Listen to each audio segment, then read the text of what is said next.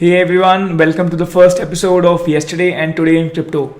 So, your Yesterday and Today in Crypto is a 10-minute format where we'll try and summarize what happened yesterday in the crypto world and what might happen today. We'll pick up the most interesting news, a little bit of TA, any important announcements or partnerships happening which might affect or not affect the price of a coin, and which might be important for you to understand and listen to. And we'll try and present these things to you in a 10-minute format in Yesterday and Today in Crypto.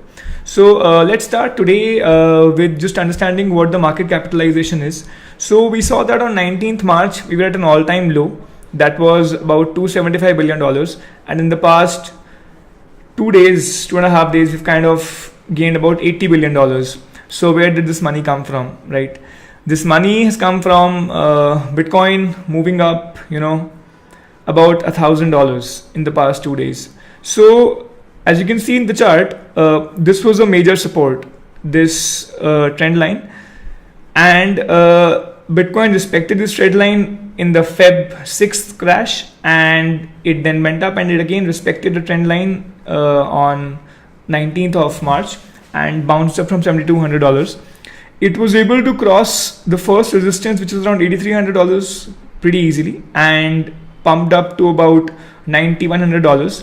So $9,100, you can see, is a strong resistance. It was a support here, it was a resistance here, it was a support here, and it's a resistance here again. So this is an important point, guys, and you have to understand that crossing $9,100 will take a lot of volume. So if the next stop for us will be $9,600, which has been a strong support and a strong resistance here.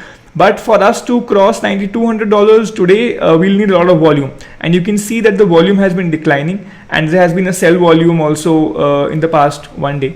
So this is what Bitcoin has been doing in the past 3 days. It's been moving up till $9,100, and today I feel that the bulls have lost steam, and we could see Bitcoin retracing or pulling back a little bit to about $8,700 until we see $8,500 until we see that yes, it's retraced a little bit and come and tested this support again, and then we should see bulls coming in again and taking it up to 9,600. So today I feel that the bears are more powerful, and what might happen is that we might see Bitcoin pulling back a little bit. But if we can see a lot of volume here, if we see bulls showing a lot of volume, then we will be crossing this and stopping at the next resistance, which is $9,600.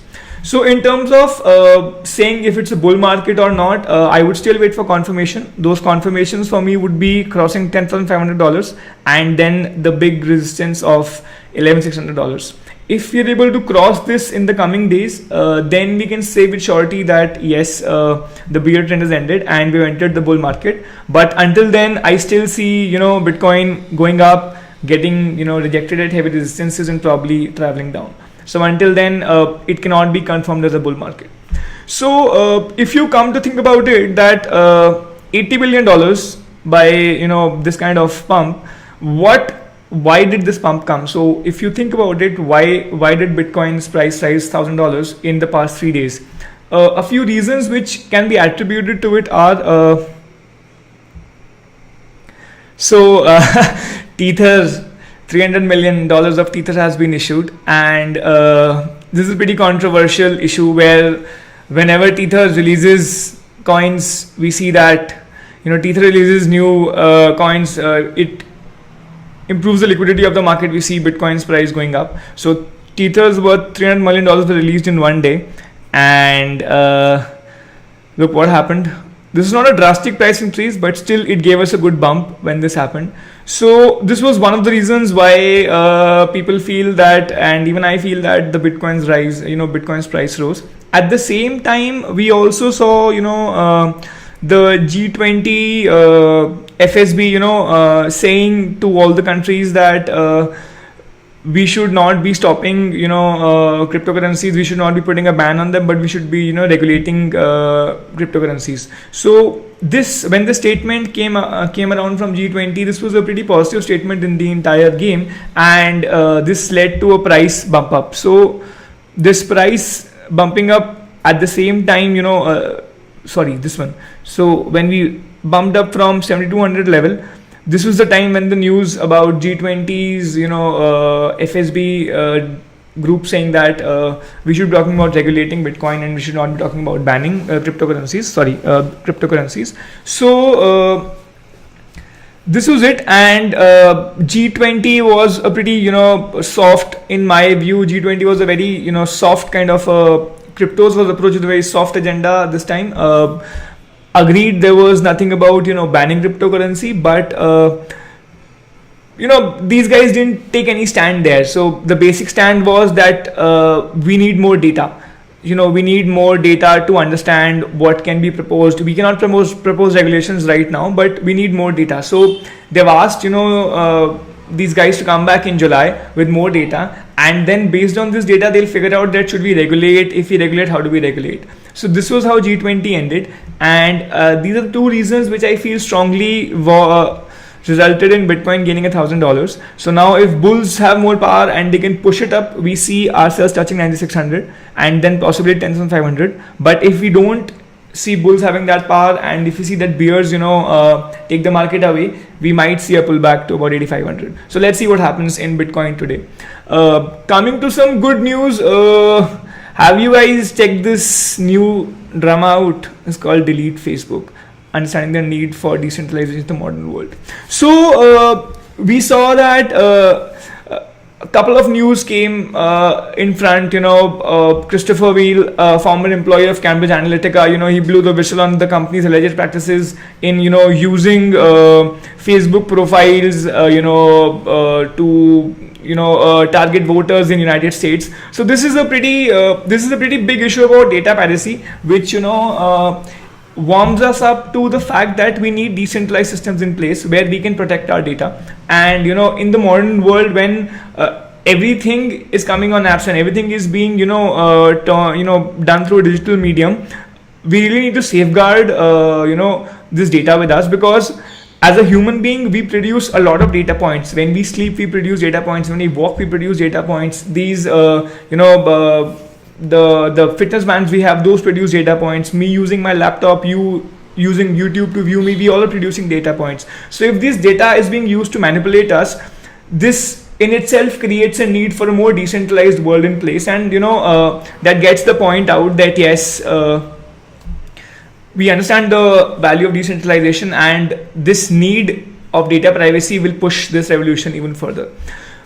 Getting on to some even brighter news. So $1,000 increase always should be, I mean we all know we're in a bear market right now, so we deserve good news, right? So we all deserve a piece of good news. So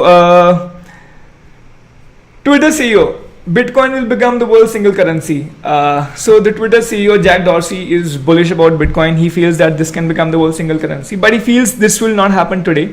It will take about 10 years. And even I feel that yes, cryptos have the scope of changing the way we are and the way we do things, but it will take a lot of time for adoption to come into play, because it's a new form. It's a new form of doing everything. So I think yes, it has the potential, but we'll need bloody amazing marketeers to drive the adoption in this, and then we can really see some big changes happening in the world. So these two big news happening, Facebook breaching our privacy, Twitter CEO saying that yes, Bitcoin will become the world's single currency, although we have rumors of Twitter that they will ban cryptocurrency ads. So yeah, but this is his own interview and that's a rumor, so I will trust this more.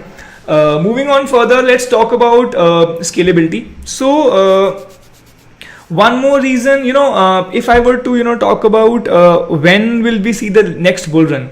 So if you want to see the next bull run, we need either of two things to happen. We need the core systems, the core players of this ecosystem, Bitcoin and Ethereum, either of them to support scalability, to be have more transactions per second, more throughput, or we need to see adoption of a dApp.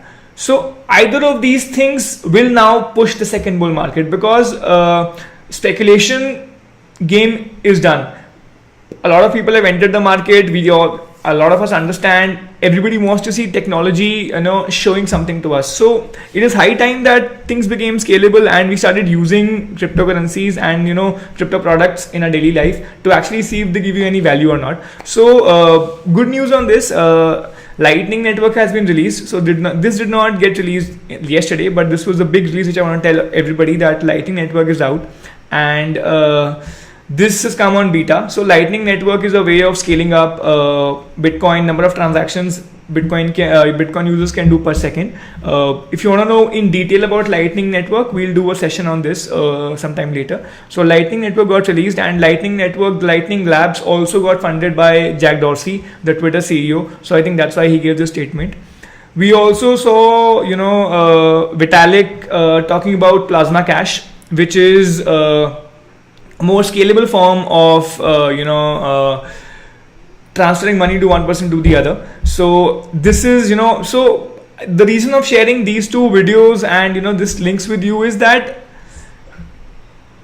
we can't lose hope. I understand that, yes, the market is in a downtrend and, the price is not where it was, and you might have got the top and we're here right now. But the important point is that the core people in the ecosystem are working towards stuff. They are working towards building the tech to be more scalable, to be more usable, and we should know about these things. And this should be this should be in our mindset when we're thinking about what to do with the investments, where to put it. So you see that Bitcoin and Ethereum both are working a lot towards increasing their scalability, increasing their throughput.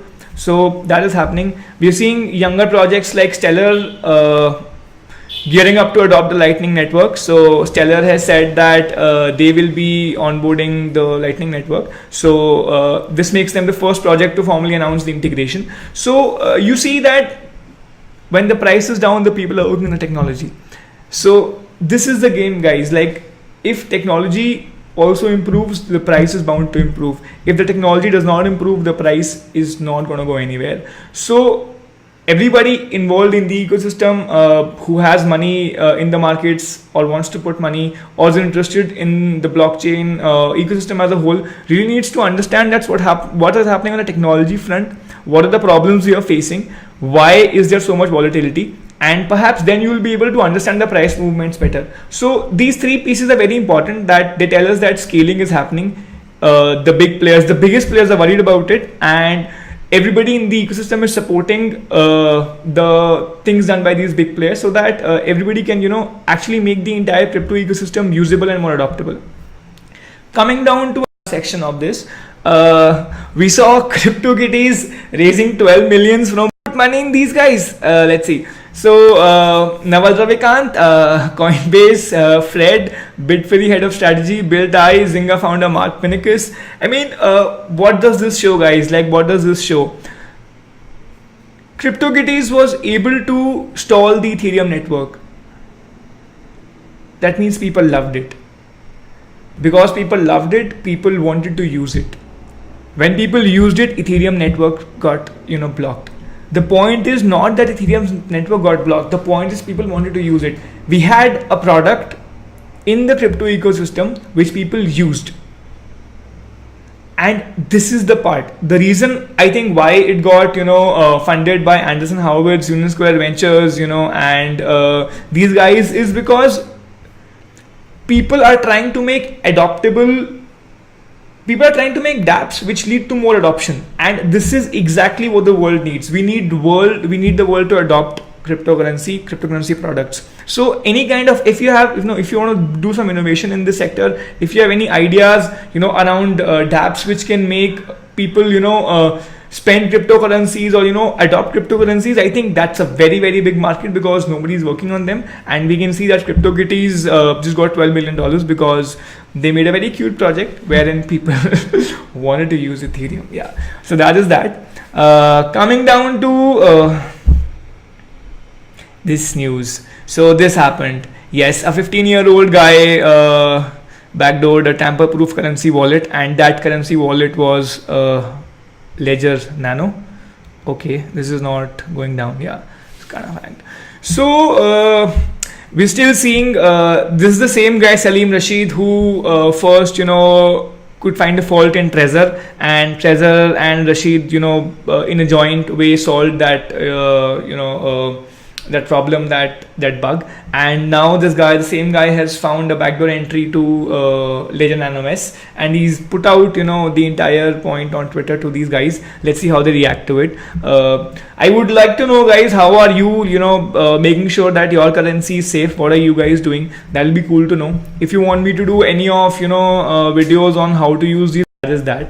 And in the end, I would want to spend just 2 minutes talking about what the hell is this RSPM lol. M will finally come in a couple of days, completing the puzzle. So this is what CJ status is, and he put this up, I think, yesterday morning. And a lot of people are speculating on what M might be, and most of the people are saying M might be margin trading. So okay, so Binance is going to get margin trading. Things are going to become very exciting for a lot of us. So let's hope Binance keeps on doing the great work it is doing in the crypto space, and lots of luck to you, CJ, and like, kill it, guys, just kill it. So that's all from my side. This is the first edition. I hope you guys liked it. I'll be trying and doing it daily, and let's see how this game goes. All right, bye bye, see you.